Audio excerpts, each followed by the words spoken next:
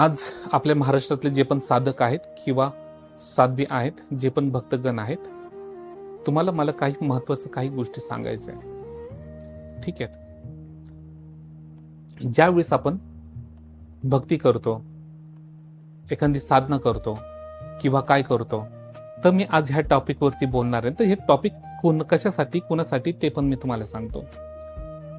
ज्या साधकांनी अनगिनत वेगळी वेगळी शक्ती प्राप्त करून घेतलेली आहे. काय करून घेतलेली आहेत?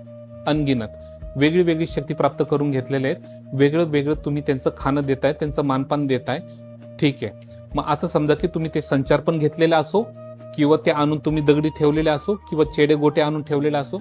चेडे गोटे जे पण असतील त्याच्यात कुठली पण शक्ती, ठीक आहे, चेडे म्हणा, बीर म्हणा, मेस्कू म्हणा, सुपल्या म्हणा, ठीक आहे ना, त्याच्यात मुंज्या बिंज्या सर्व चाले त्याच्यात असतील.